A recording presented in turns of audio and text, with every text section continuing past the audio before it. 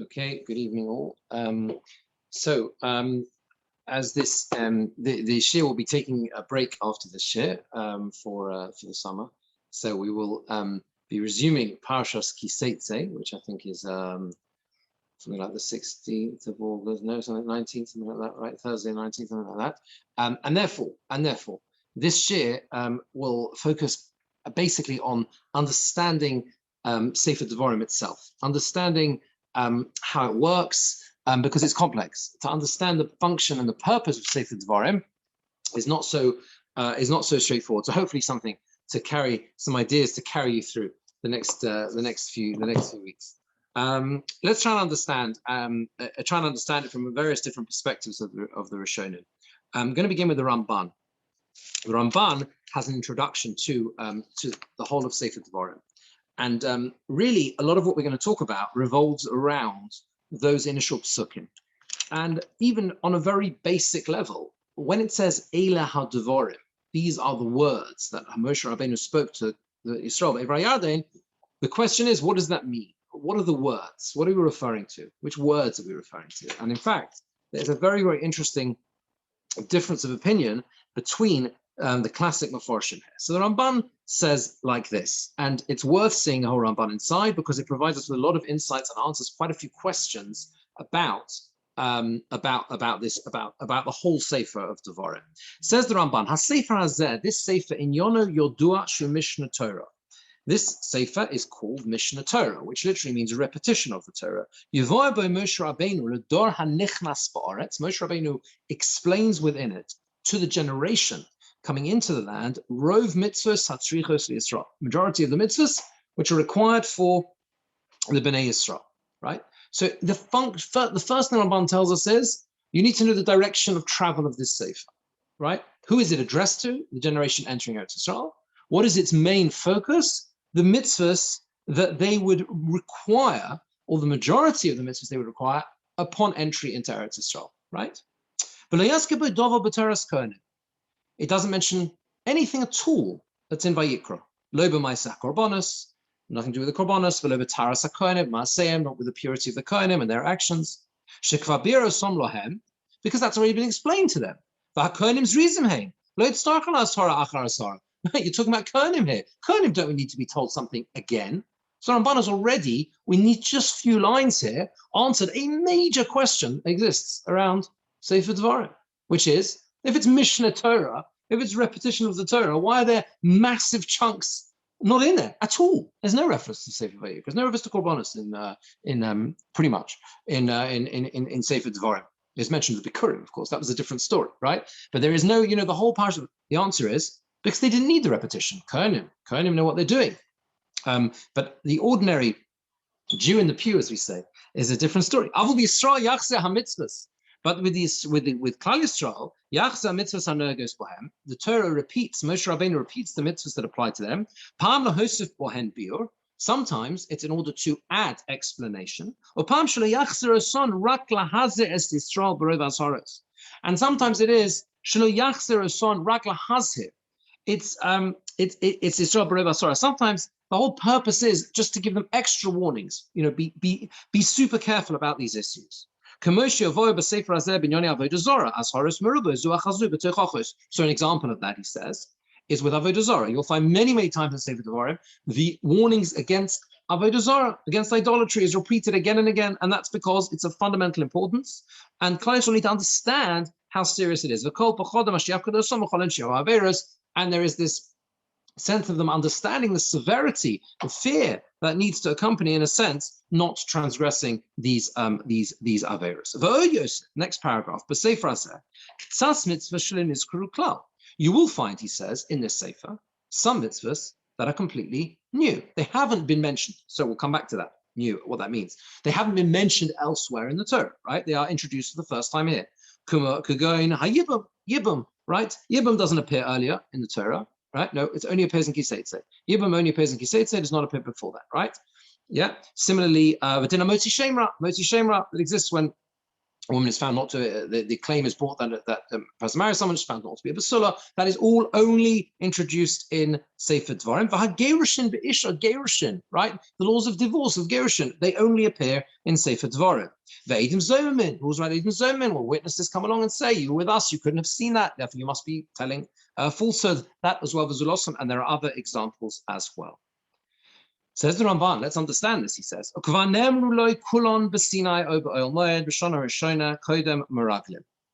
They were all said at Har Sinai, or then the oil, or in the Oil Moed, in that first year before the Meraglim. Ki ba'arvos Moav lo nischachu lo elo devrei habris kasher nisparish boy. Much later on, you have the bris, the covenant that's made, that's connected with the Tochacha Pashas Kisovo. That is what is introduced. That is the new entity that exists in the plains of Moab, the Arvus Moab, where they are now. Everything else was transmitted at Har Sinai, and it was, or in the Oil Moed during that first year, including those things, right? Including the mitzvahs, okay, that are mentioned for the first time in Sefer Devarim. So the Raman's telling us, you need to understand that even though they're only recorded for the first time, some of the mitzvahs in Sefer Devarim, that doesn't mean that they weren't taught to the Bnei Yisrael earlier. He says, that is why in this Sefer, it doesn't say the words, Vayidaber Hashem el Moshe lemor, Saves Bnei Yisrael, right? It doesn't say, we don't find that phrase. Hashem said to Moshe, command Bnei Yisrael, Oidaber el Bnei Yisrael, v'omar to'a aleihem mitzvah plonis, or speak to the Bnei Yisrael and tell them about such and such a mitzvah, okay? So why? Why doesn't it use that phraseology? Because that was already done. That was already done earlier in the Torah, right? All of those phrases exist, and they don't belong here because there aren't new mitzvahs that are being introduced here. So now he's got to answer the obvious question, which is, if so, why were these mitzvahs not recorded earlier in the Torah with those who left Mitzrayim, right? Why is it they're only written in Devarim?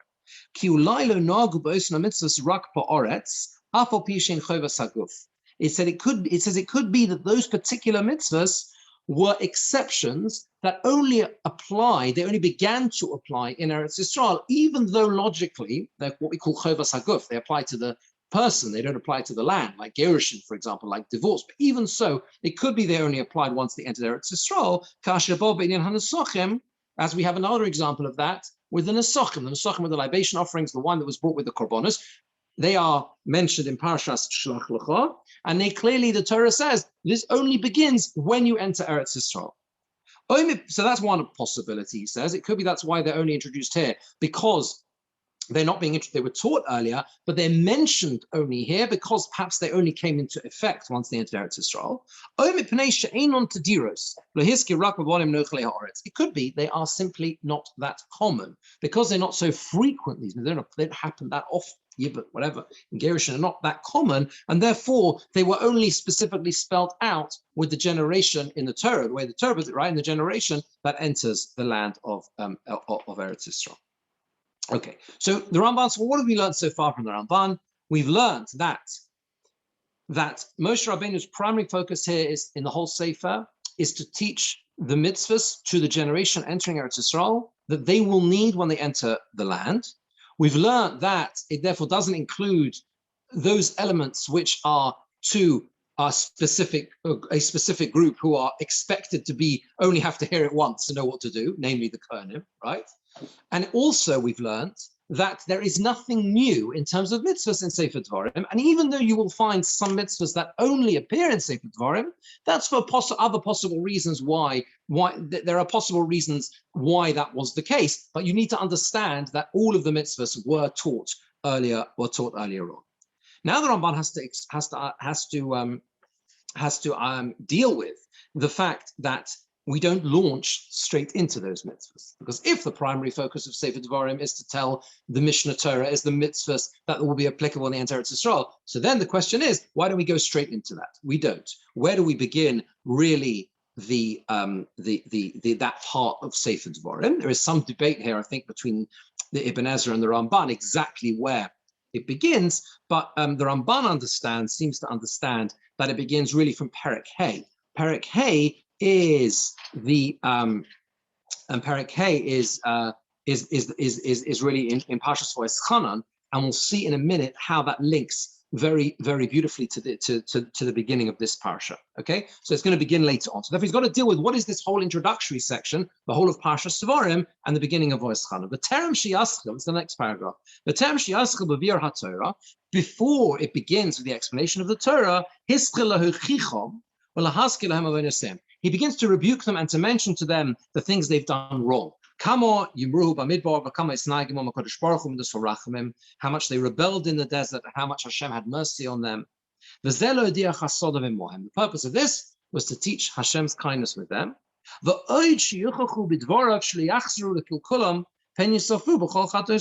They have to be rebuked so that they don't go back to their previous ways. They shouldn't fall into the same trap again.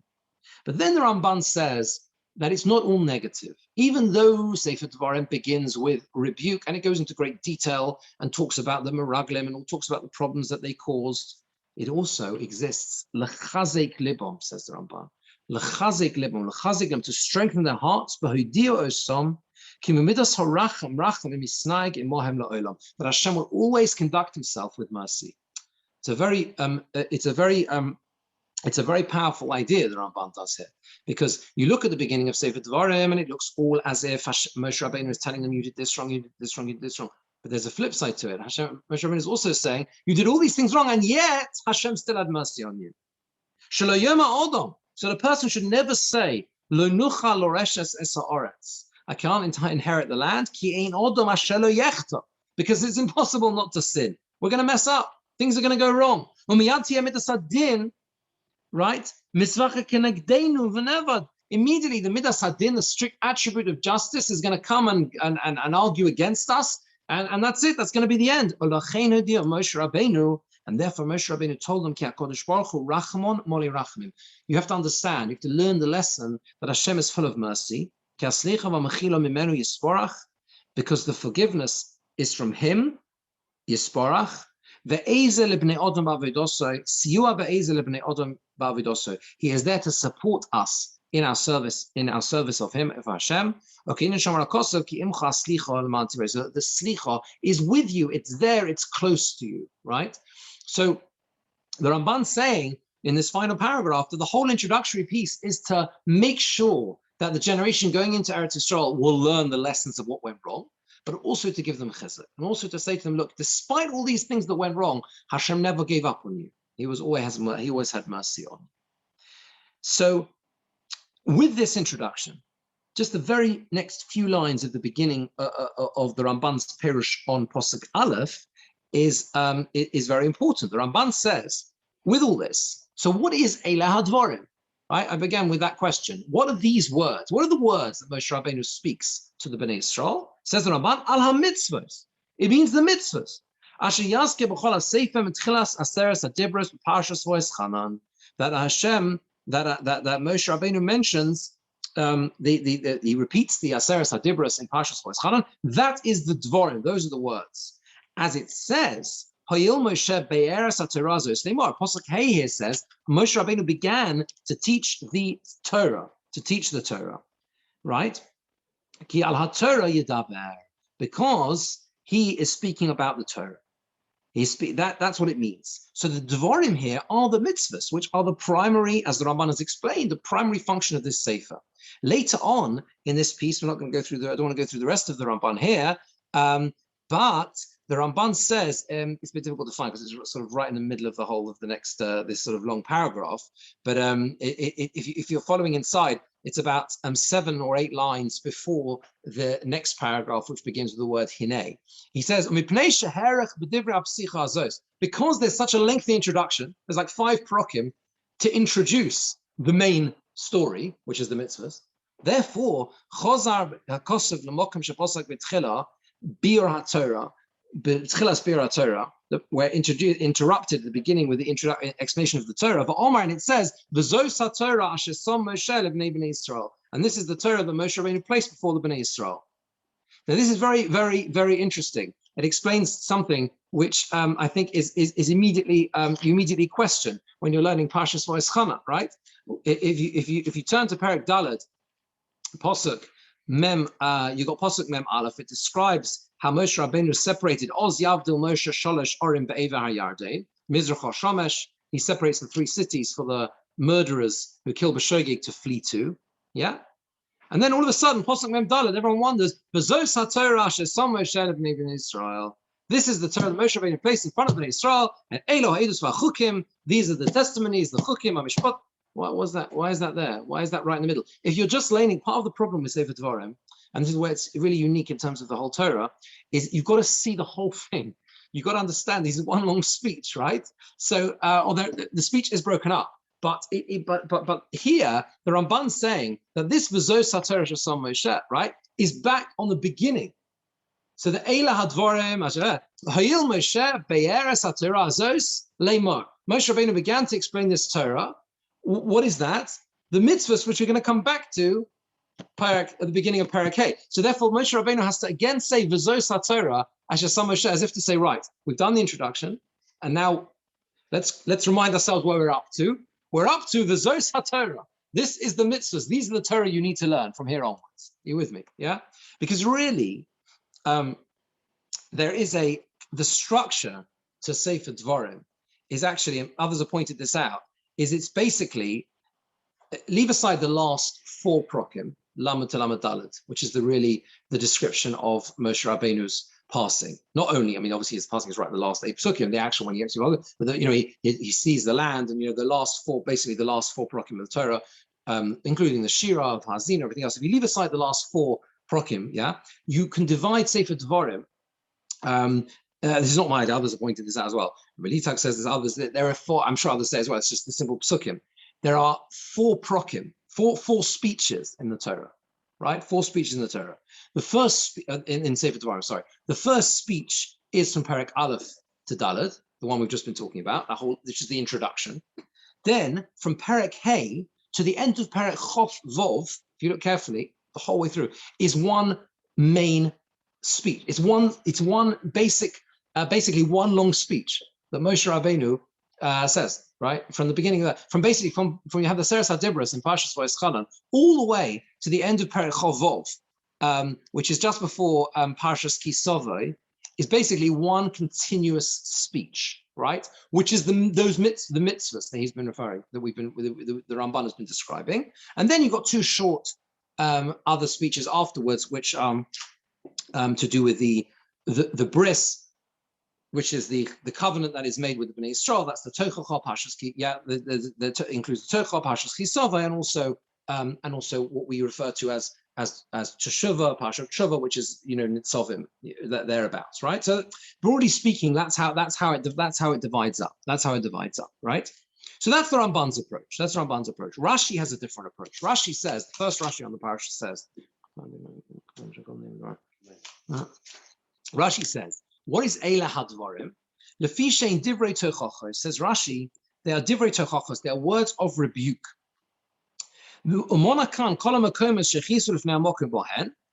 It counts here, the Torah counts here all the places where the Bnei Yisrael angered Hashem. Therefore, it conceals the places and it only mentions them at a hint, because of the honor of the Bnei Yisrael, So Rashi's focus is different to the Ramban's in the sense that the Ramban and Rashi both agree that Sefer Devarim, right, that the whole Sefer begins with Tochacha, begins with rebuke. But according to Rashi, the focus of those words, Eila HaDvarim, the Ramban learns it as an introductory piece. For Rashi, it's almost like more of a focus on it because that is the words. What are the words? The words are the words of rebuke. The Devarim are the words of rebuke. Okay, the mitzvahs will come later on, but the Devarim are the words of rebuke.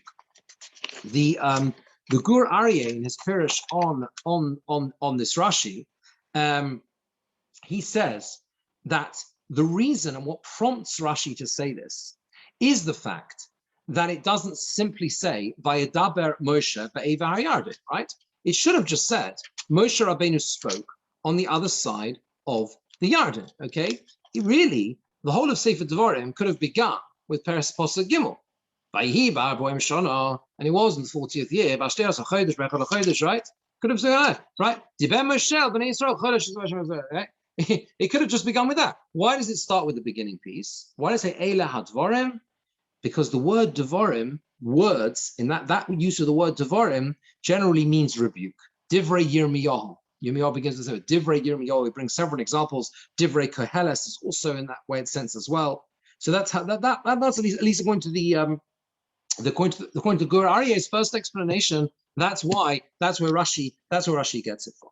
What's important to understand though, when we're focusing on, as Rashi does, on Devarim being rebuke, Tochacha, is the very fact that this Tochacha at the beginning, at least at the beginning, the first few psukim, is delivered in a form of remes. It's a hint, right? It's not direct, it's indirect. According to Rashi, each of the places mentioned at the beginning, Bo'arava, Mol-Suf, Bein Parana, Bein Tofel, V'Lavon, Chazir, all these things are meant to hint to all the things that went wrong. All the places, not really places according to Rashi, some of them are, but they are meant to hint to where all the places that the Bnei Yisrael rebelled in the desert. And it's specifically taught in a way of remes, in a hint. So the idea is, why do you need to hint? Why do you need to hint? Exactly. Why do you need to hint? Why can't you say it explicitly?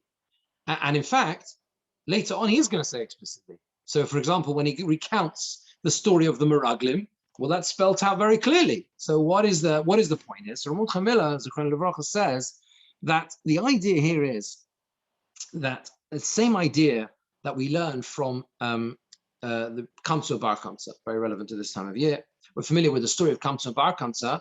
What is one of the primary reasons that things go disastrously wrong? Okay, it is the failure to rebuke. Because if you recall, the reason why he goes off, right, and says to the Bar Kamsa goes off and he says, why didn't you, how can you, he goes off to the Romans and says the Jews are rebelling against you, right? The Jews are rebelling. Why does he do that? Because what happens at the meal? Because he says, the rabbis were sitting there and they said nothing. They saw my humiliation and they said nothing. They didn't do anything, okay? So there was a failure to rebuke.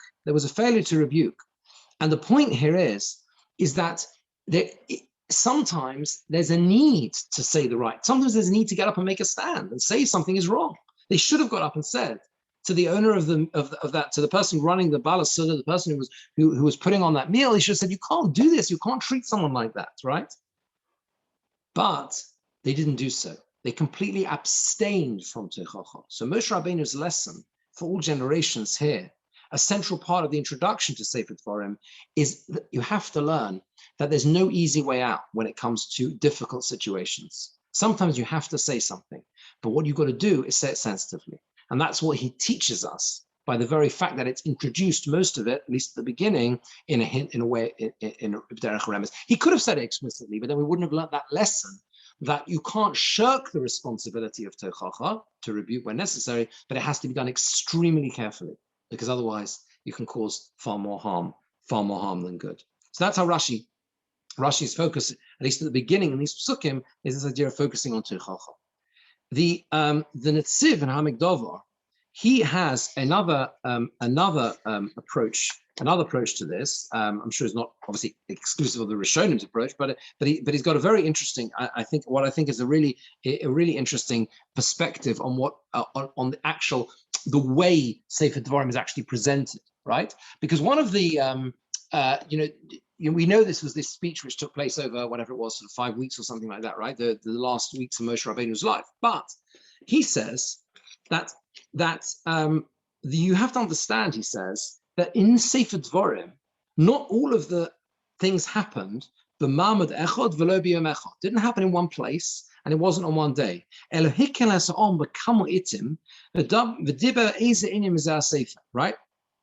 He spoke different in Yonim at different times. And he says that's what it means when at the beginning, when it says the list of places. Sometimes Moshe Rabbeinu was Bamidbar, in the desert. Sometimes he was in Ba'arov, or the plain. Sometimes in Mulsuf. Sometimes he was being Param, being Tofel when he was giving these speeches, right? And sometimes he was in Chatzei Rosh, in these different places delivering these messages, right?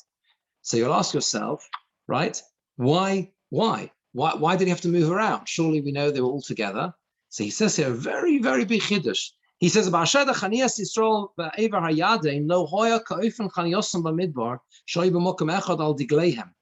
he says that when they were camped by and ready to go into Eretz Yisrael, they actually weren't all in one place. They weren't. It wasn't like they were camped in the Midbar where they were all in one place on their, by their flags, right?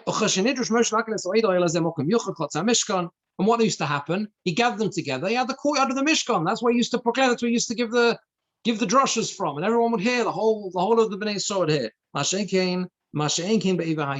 side of Yarden was different. They actually had already started inheriting these places and these cities from the lands of Sichon and Og. Only the Aron remained in one place. He gathered them in different places. He says you find the same thing with Yeshua as well. Yeshua sometimes gathered them in different places.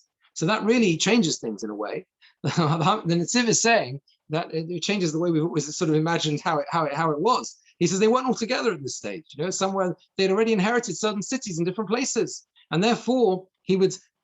Whether it means it's not entirely clear. It means he would then bring them all to each of those places. It sounds like, otherwise they wouldn't have all heard it.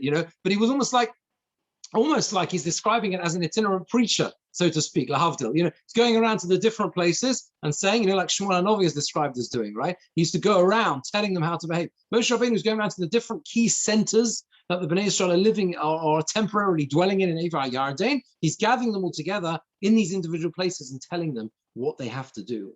And in that sense, it could be we can understand, based on the Netziv, a third approach and a third way of understanding and learning. And all these things are not mutually exclusive.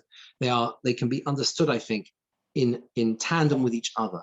And that is the point that Sefer Devarim, another key function of Sefer Devarim, is that of Achdus, is that of bringing them together, which links very nicely to Nitzovim, when you have the introduction in Parshas Nitzovim, where you have the concept of Arvus, mutually responsibility. I'm responsible for you, you're responsible for me. According to the Netziv, that's one of the key tasks Moshe Rabbeinu has. Bring them together. They've already started going their separate ways. They may not even be living in the same place at this stage, right? He's bringing them together. You're all one. You're all part of one. Remember what you saw together on Har Sinai. You're all going to go different ways. You're going to go different parts of the land when we enter. You are together. You are as one.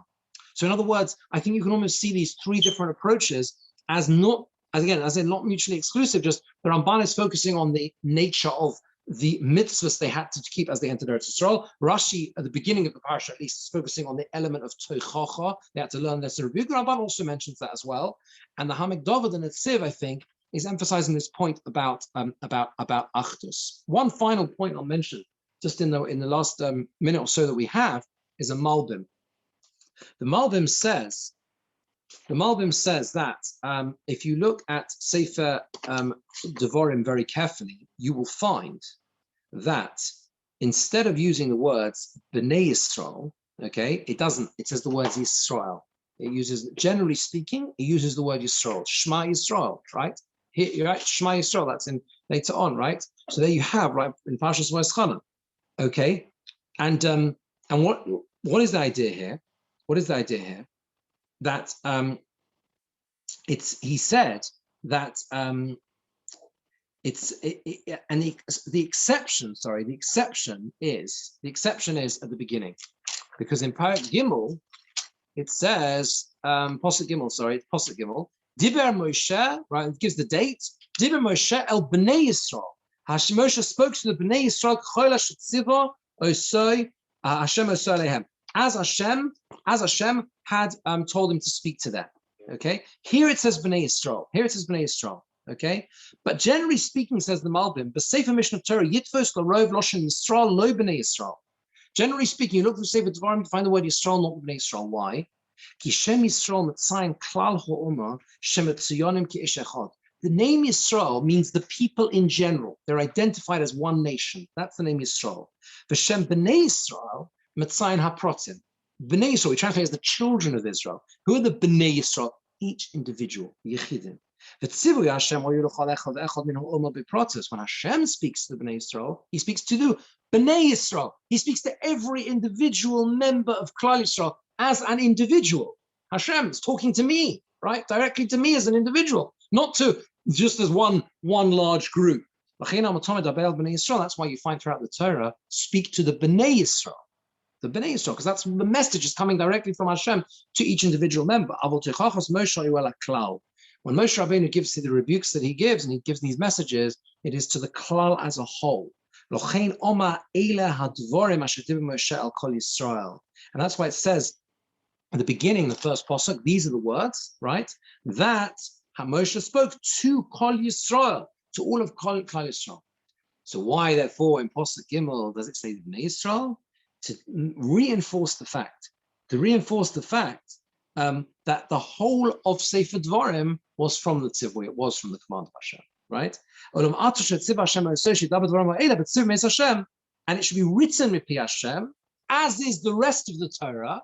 That's why it specifically begins, you should know that this is all directly from Hashem himself, right? That this was as much to the Bnei Yisrael as the rest of the Torah, was. Okay, in other words, so people shouldn't come along and question and say maybe this wasn't directly from Hashem, this wasn't from Hashem, only from Moshe Rabbeinu. That's why it says the Bnei Yisrael. So you have that parallel phrase that is used together with the rest of the Torah, right? So that's again reinforcing, I think, the idea both of the connection between Sefer Devarim and the rest of the Torah, and the idea that when Moshe Rabbeinu speaks, he generally says the words Yisrael, right? Because he's bringing them together. That is to the Klal Ha'umah, as the whole, the nation as a whole. So these are just a few themes and ideas that, as I say, go through the whole Sefer. And I wish you all a very good Shabbos. As I said, the next Shir Mitzvah Hashem, this Shir will be Parshas Ki Seitzei. Take care. Thank you. Good Shabbos. Okay. Have a good evening. Thank you. Good Shabbos.